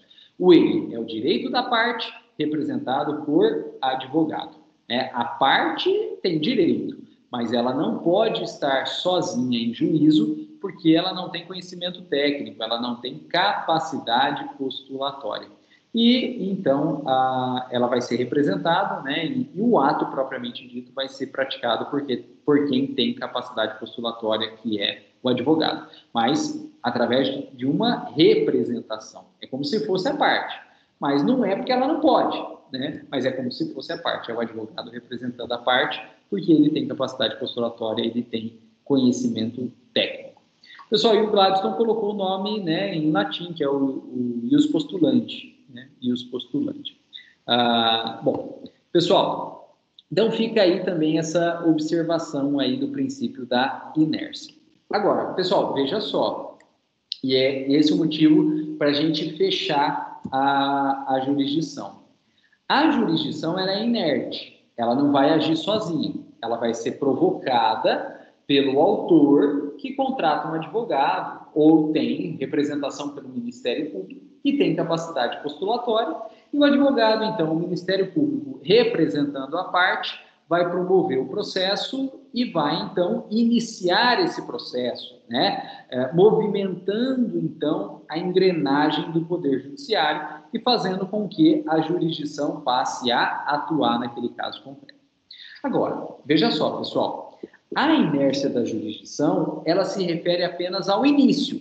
Então, o juiz, ele não pode começar o processo sozinho, porque se ele começasse, ele perderia sua imparcialidade. Ele tem que ser provocado para fins de início do processo. Porém, olha só, e isso é uma vantagem da jurisdição. Uma vez iniciado o processo, o juiz, ele determina de ofício, por ele, sozinho, o andamento desse processo, né? Então, a jurisdição ela é inerte quanto ao início, mas uma vez iniciado, a jurisdição ela passa a andar de ofício, por si, né? O juiz, então, uma vez provocado, uma vez iniciado o processo, ele tem o poder de gestão, o poder de andamento dentro desse processo. E é muito comum que o juiz faça, então, né, de despachos, determinando que uma parte faça isso, a outra parte faça aquilo, agora faça isso, agora faça aquilo, e ao determinar que cada parte faça uma determinada conduta, um ato processual, o juiz vai determinando o andamento dentro desse processo, né? Então, a jurisdição ela não começa sozinha, mas uma vez começada, uma vez instaurado o processo, o juiz, como presidente desse processo, determina o andamento desse processo aí, né? E para isso, então, ele vai dando despachos e vai dando ordens às partes para que elas vão né, cumprindo atos processuais, e aí o processo vai seguindo. Pessoal, isso não acontece, né, no meio alternativo. Voltando aqui, isso não acontece no meio alternativo. Por quê? O meio alternativo não tem juiz, né? O meio alternativo ele depende da vontade das partes. Então, somente as duas partes podem optar pelo meio alternativo e somente a partir da opção das duas partes é que o meio alternativo vai se dar, e é somente por vontade das duas partes é que a coisa vai andando, né? Não tem como obrigar aí, né? Não tem como obrigar. O meio alternativo, ele meio que tem essa, né, dependência total da vontade das partes. Ele não é impositivo, né? Então, se a parte não quer iniciar, se ambas as partes não quiserem iniciar, e se ambas as partes não quiserem tocar esse meio alternativo, infelizmente, não tem o que fazer, né? Infelizmente, não tem o que fazer, e a coisa para, a coisa se perde, né? Diferente da jurisdição, porque a jurisdição ela tem essa continuidade pelo próprio juiz. Bom, pessoal, tirando essa desvantagem do meio alternativo, vamos passar agora para as vantagens do meio alternativo. Vamos passar agora para as vantagens do meio alternativo. E a gente vai tentar trazer as vantagens do meio alternativo justamente para contrapor as desvantagens da jurisdição. Então, enquanto a jurisdição ela é dicotômica, maniqueísta, um ganha e um ganhar, o outro perde, e vice-versa, o meio alternativo não, né? O meio alternativo não. O meio alternativo, por ser consensual, a decisão ela vem a partir do consenso. E você, como parte, só vai ter consenso, só vai concordar se aquilo te trazer também algum benefício. Então, é claro que você, como parte, para atingir um consenso, você vai estar abrindo mão de algo. Mas você só vai fazer, só vai aceitar aquilo se você tiver algum ganho e teu ganho for superior àquilo que você abriu mão. Isso para ambas as partes. Então, ambas as partes, de fato, abrem mão de algo, de fato, perdem algo, mas elas só abrem mão desse algo porque elas estão ganhando algo maior, algo que vale mais. Com isso, pessoal, ambas perdem, mas ambas ganham. E provavelmente ganham em maior quantidade do que perderam. Porque se perder mais do que ganhou, ninguém vai fazer acordo. Se é para perder, eu não vou fazer acordo, eu vou brigar. Né? Se é para perder, eu vou brigar, não vou fazer acordo. Eu só faço acordo quando eu até perco algo, mas eu ganho algo com valor maior do que eu perdi. Uma parte perde algo, mas ganha algo a mais. A outra parte perde algo, mas ganha algo a mais. E, portanto, ambas, então, chegam a um consenso. Né? E com isso, pessoal, ambas as partes, em somatório final, acabam ganhando algo que valeu a pena, né? E com isso, pessoal, o grau de satisfação final das partes é maior, né? No meio alternativo, ambas as partes acabam ganhando algo no final e, portanto, o grau de satisfação é muito maior. E isso é melhor não só para as partes, mas isso é melhor para toda a sociedade. Por quê? Se o objetivo do processo, o objetivo maior do processo é solucionar conflito, se o juiz vem dar uma decisão, uma parte ganha, mas a outra perde, para a parte que perdeu, o conflito não foi solucionado. Ele se tornou imutável, não vai poder mudar. Mas solucionado ele não foi, porque quem perdeu vai levar aquela derrota, aquela perda, dali para frente. Aquilo vai se tornar algo inerente na vida dela. E pior, não porque ela quis, mas porque aquilo foi imposto, né? E aquilo, então, se torna um nó na garganta daquela pessoa dali para frente. Então, se a gente for analisar propriamente dita, a jurisdição, ela não soluciona um conflito. Ela resolve aquela briga, mas o conflito propriamente dito, pelo menos aos olhos de quem perdeu, permanece. É diferente do meio alternativo, porque no meio alternativo, no consenso, ambas as partes abriram mão de algo, mas ganharam algo maior. E só abriram mão do que abriram mão porque vislumbraram algo maior na frente. Então, na prática, todo mundo sai feliz. E se todo mundo sai feliz, sai sem nó na garganta. E se sai sem nó na garganta, né, de fato, então, solucionou o conflito. Né? Então, o meio alternativo, ele, de fato, proporciona uma real solução do conflito. A jurisdição, ela não... Oi? Há um dito popular, que meu pai sempre dizia, é melhor um péssimo acordo do que uma boa demanda. Isso aí se enquadra aí nesses meios alternativos, né? Essa é a ideia, né? Olha como, de fato, né, na acepção da palavra, se tem sabedoria popular, né? Esse ditado expressa justamente a ideia praticamente inexistente no Código de 73 e que de 73 para cá motivou a edição do Código de 2015. A gente precisou de mais de 40 anos para entender isso, que a gente, direito, né, precisou de mais de 40 anos para entender o que a sabedoria popular já falava há muito tempo antes do Código de 73. Né? Mas essa é a ideia mesmo. Né? Mais vale um péssimo acordo do que uma boa demanda, do que um bom litígio. Né? E também tem aquele outro ditado popular, né, que os mamonas assassinas eternizaram, né? Mais vale um na mão do que dois voando. Né? E a ideia também é essa, né? Você podia ganhar dois? Podia, mas podia perder os dois e ficar sem nada. Então, mais vale um na mão do que dois voando, do que ficar sem os dois, né? Então, a ideia é essa mesmo, né? É sabedoria popular que explica a ciência processual mesmo, né? A tendência da ciência processual. Então, é muito bom, é isso aí mesmo, né? Então, o meio alternativo, ele possibilita, então, uma solução real do conflito. Ele possibilita, de fato, a pacificação da sociedade, né? Ele possibilita a pacificação da sociedade.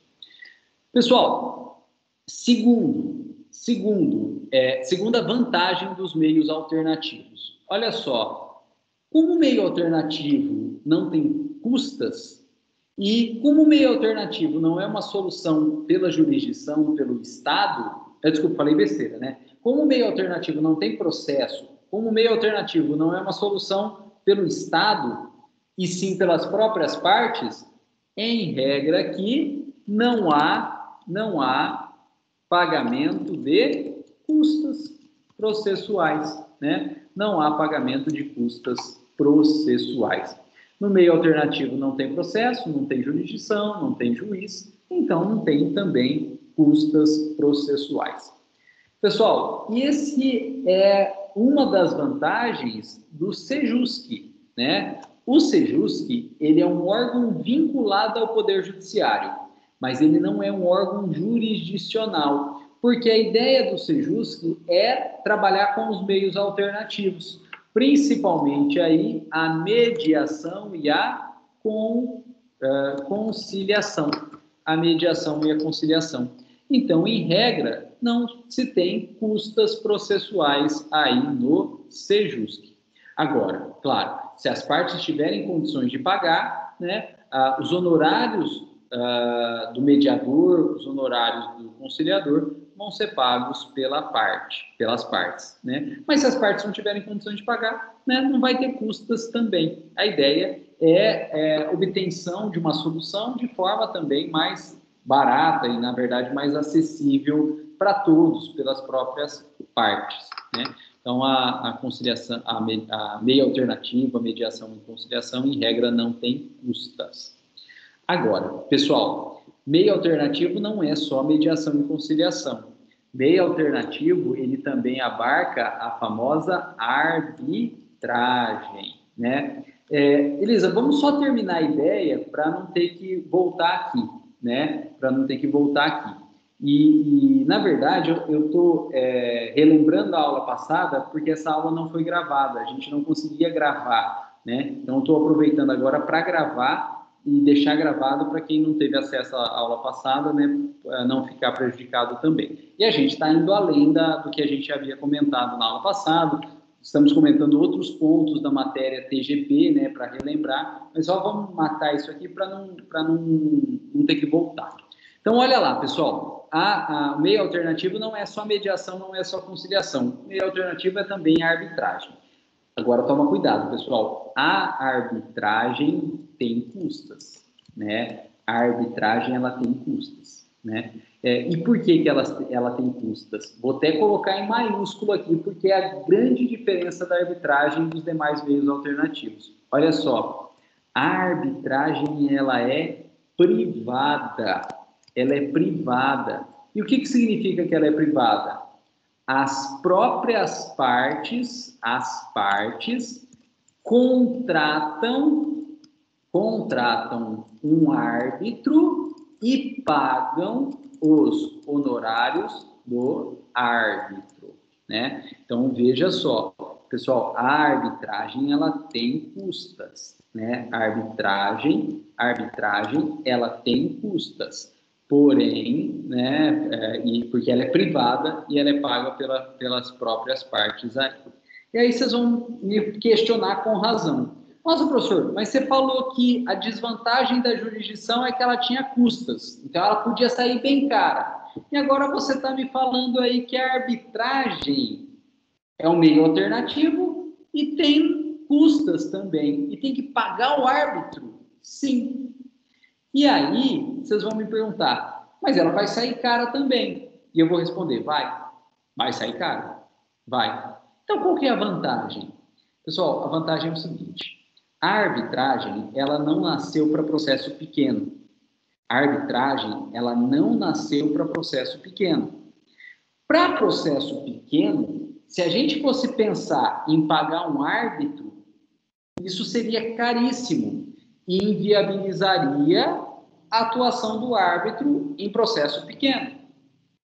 Agora, para processos ou para conflitos muito grandes, que envolvam muito dinheiro envolvido,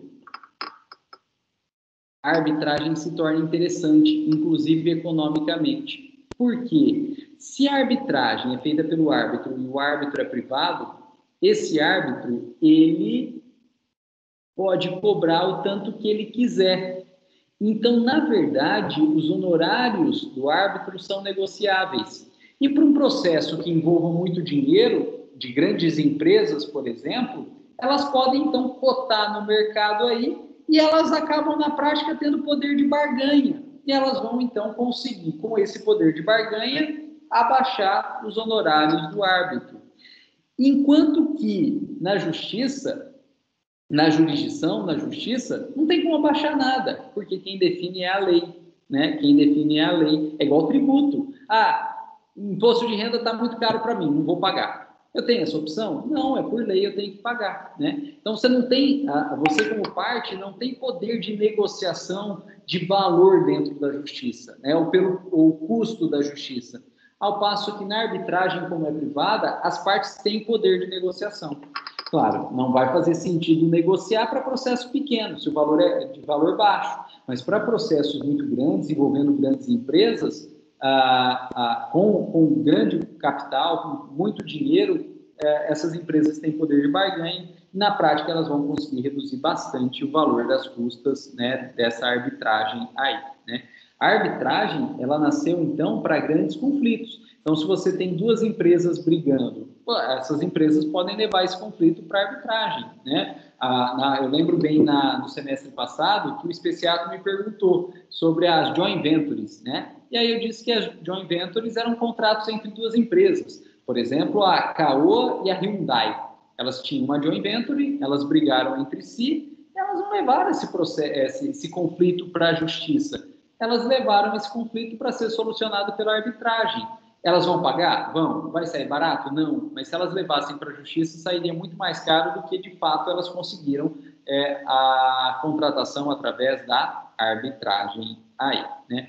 E a gente vai voltar, então, a essa arbitragem mais para frente. Mas saibam, hoje, os grandes conflitos, os conflitos que envolvem muito dinheiro, ninguém vai para o Poder Judiciário. Quem tem bala na agulha mesmo não vai para o Poder Judiciário, porque na prática demora e fica muito caro, né? A galera opta, né, em meios alternativos, e se a galera tem muito dinheiro, opta aí pela arbitragem, né? Opta pela arbitragem. Por quê? Porque tem poder de barganha e na prática acaba saindo mais barato do que se fosse na justiça. Professor. Oi. É o Especiato. E pode ser mais rápido, né? Isso, é justamente... Mas isso também é um processo mais demorado. Aqui na arbitragem pode haver acordos mais rápidos. Mais rápidos, que é justamente essa terceira vantagem aqui. Pessoal, a jurisdição, ela tem um processo, então tem que seguir aquele processo, e enquanto não terminar o processo, os atos processuais, não tem decisão definitiva. No meio alternativo, como depende da vontade das partes, da conciliação das partes, e nem tem processo, é um procedimento, quanto antes as partes quiserem celebrar esse acordo, antes soluciona o conflito. Então, os meios alternativos trazem como vantagem a enorme celeridade na obtenção da solução do conflito, né?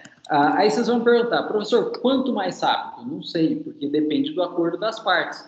Mas fato é que as próprias partes podem fazer esse acordo, e se elas fizerem de forma rápida, elas chegam num resultado muito mais rápido aí. Quem escolhe o árbitro?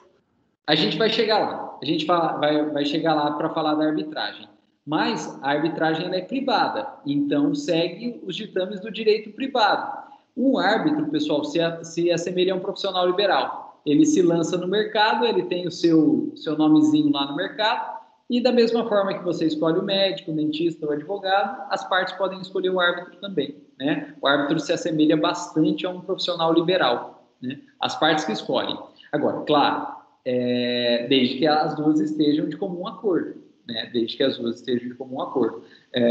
Elas podem brigar de tudo, mas elas têm que concordar com duas coisas na arbitragem, que elas vão optar pela arbitragem e que elas vão escolher o árbitro, que vai ser aquele árbitro, né? O árbitro tem que ser de comum acordo pelas duas partes. Não adianta nada uma parte escolher um árbitro e outra parte escolher o outro, né? Não resolveu nada. Então, as duas têm que optar pelo mesmo árbitro. As partes que optam, né, em comum acordo pelo mesmo árbitro, né? O Gladson está perguntando se esse processo é realizado de acordo com as normas de processo civil. Não, tem uma lei especial, né? A arbitragem, ela não está no código. A mediação, a gente vai chegar lá. A mediação e a conciliação estão no código de processo civil. A arbitragem não. A arbitragem, ela tem uma lei própria, né? Regrado por uma lei própria. A gente vai chegar lá. Bom, pessoal, então olha lá. A terceira, né? Terceira vantagem aqui dos meios consensuais é a celeridade processual. E não sei o que está acontecendo aqui com o meu computador, pessoal. Está abrindo coisas sozinhas aqui. Não sei o que é. Então, a celeridade processual. Pessoal, e um detalhe interessantíssimo. Olha só. A jurisdição, ela desce goela abaixo, né? A jurisdição, ela desce goela abaixo. Então, ninguém escolheu nada. E se ninguém escolheu nada, você pode não gostar. E, por isso, tem que ser dado instrumentos para as partes impugnarem as decisões judiciais. Claro que isso não vai ser infinito, uma hora vai acabar, mas tem que dar instrumentos para as partes impugnarem as decisões judiciais. E todo mundo já ouviu falar desses instrumentos que são os recursos. Então, a jurisdição, como ela é imposta goela abaixo, você tem que ter direito de impugnar aquilo. E a gente impugna as decisões judiciais por meio de recursos. Isso faz sentido na jurisdição? Faz. Isso é necessário na jurisdição? Mas isso faz sentido no meio alternativo? Claro que não. Isso não faz sentido no meio alternativo. Por quê? O meio alternativo depende da vontade da parte. O meio alternativo só ocorre se ambas as partes quiserem, se ambas as partes optarem por aquilo. Faz sentido o recurso? Não, porque se elas já optaram por aquilo, elas não vão poder depois falar que não gostaram e vão querer recorrer, né? Então, o meio alternativo, ele é célere também, porque ele não tem possibilidade de recurso. Não tem possibilidade de recurso. Quando eu falo que não tem possibilidade de recurso, sempre tem gente que fala, nossa, então é pior. Não é que seja pior ou melhor. Na verdade, o recurso é incompatível com o meio alternativo. Se a parte já optou por aquilo, ela não vai recorrer, a não ser que ela tenha dupla personalidade, né? Uma hora fala sim, hora fala não, né? As mulheres em geral aí, né? E a Thaisa, né? A Thaisa, hora fala sim, hora fala não. Então, uma hora ela fala que quer aquela solução e depois ela vai falar que não. Não tem jeito, isso é incompatível, né? Mulheres, estou brincando, né? Pelo amor de Deus, não me batam aí, estou brincando, né? O meio alternativo, ele é incompatível com o recurso, porque você só está lá porque você quer, e se você não quer mais, né, se você falou que quer, não tem como você voltar atrás e falar que não quer mais, né? E não tendo recurso, na prática, isso torna o procedimento muito mais rápido, muito mais célere, né? Então, respondendo aí o comentário do Especiato, o Especiato tem toda a razão. O meio alternativo é muito mais rápido, porque ele não tem processo, né? Ele depende da vontade das partes e essa sistemática, essa ideia é incompatível com o recurso. Então, ele não tem recurso, né? O que foi decidido numa sessão de mediação é definitivo.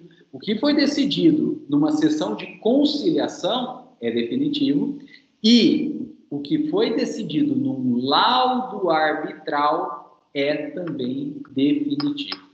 O que o laudo arbitral trouxer, né, o que o árbitro decidir é definitivo, não cabe recurso, né? E importante, pessoal, isso é pergunta de prova, não cabe recurso contra o laudo arbitral, porque é incompatível, né? Incompatível com os meios alternativos aí. Pessoal, e a última vantagem que eu queria comentar com vocês, antes da gente fazer um intervalo e antes da gente estudar os meios alternativos em espécie, que é a mediação, a conciliação e a arbitragem, é que os meios alternativos, eles não têm juiz, eles não têm processo, então eles não são públicos, pelo contrário, eles são sigilosos. Os meios alternativos, por regra, eles são sigilosos. Então, gente, não dá para chegar e falar, ó, eu quero assistir uma sessão de mediação, eu quero assistir uma sessão de conciliação, eu quero assistir uma sessão de arbitragem. Não, é o contrário da jurisdição, a regra aqui é a sigilosidade, né? Por quê? Porque não é feito por servidor público, né? É interesse das partes, é porque as partes discutam. Então, isso é sigiloso. Isso é sigiloso. Pessoal, e esse é um dos grandes motivos pelos quais as grandes empresas, né, estão optando aí pelo meio alternativo. Porque se elas optam pela jurisdição, que é público, tudo que envolve aquele caso, aquele conflito, aquele processo vai ser tornado público, né? E se elas não querem que essa informação saia dali ou chegue perante outras empresas ou perante o Estado, se elas vão para a jurisdição, elas não têm como impedir isso. Ao passo que, ao contrário, se elas optam pelo meio alternativo, nada vai sair de lá. Então, as marcas e patentes, os segredos industriais, montantes em dinheiro, ninguém vai ficar sabendo, nem outras empresas, nem concorrentes e nem o próprio Estado, né? E veja que o Estado tem interesse em saber quanto que a empresa movimenta de dinheiro para fins tributários. Se ela vai para o processo, isso é tornado público. Agora, se ela resolve o conflito pelo meio alternativo, ainda que ela leve aquela informação não vai sair de lá, ela é sigilosa. Então, isso é uma grande vantagem aí. Isso é uma grande vantagem, a sigilosidade. Rodrigo. Oi? Luciano. Ô, Luciano. Rodrigo, eu tinha uma imagem errônea dessas alternativas de arbitragem, porque eu achei que todas tinham que ser homologadas pela justiça. Então, isso não é a verdade, correto? Não é verdade.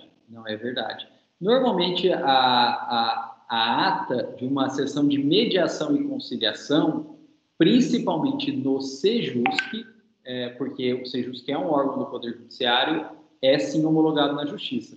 Mas o laudo arbitral não. A arbitragem não tem necessidade nenhuma.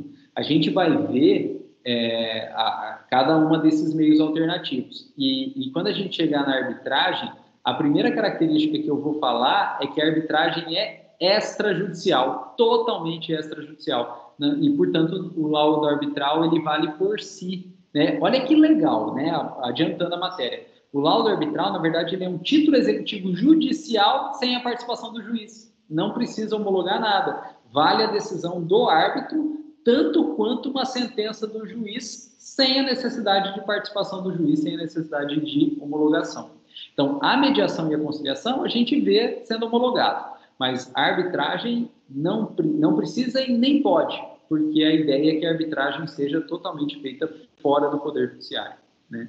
Então, é uma ideia errônea, né? E é por isso que a nossa ideia agora é falar desses meios alternativos no começo, justamente para ir quebrando esses mitos, né? O primeiro mito é que a gente acha que a jurisdição é a única forma de solução de conflito. Está errado. A segunda é que a gente acha que mediação e conciliação só podem ser feitas dentro do Poder Judiciário. Está errado. Apesar de poder ser feita dentro do Poder Judiciário e até ter um órgão específico que é o SEJUSC, pode ser extrajudicial. E o terceiro é que o meio alternativo, principalmente a arbitragem, ele dispensa juiz, ele dispensa homologação e a arbitragem específica até incompatível com isso, né? A lei própria torna até incompatível a homologação, né? Então, é uma ideia errada. É realmente uma ideia errada. Isso aí. Bom, pessoal, então a última vantagem aí é a sigilosidade. Nós, então, terminamos essas vantagens, né? Nós terminamos essas vantagens e agora, então, a gente pode passar para o estudo dos meios alternativos em espécie. E aí, então, a gente vai para o intervalo, até para o vídeo não ficar muito grande, e depois do intervalo a gente volta falando especificamente do que é mediação, do que é conciliação e do que é arbitragem. Pessoal, então vou tirar a tela aqui, vou interromper a gravação, e aí a gente fica à disposição, né, para conversar, para a gente conversar, e depois a gente volta, então, no próximo bloco. Aí, para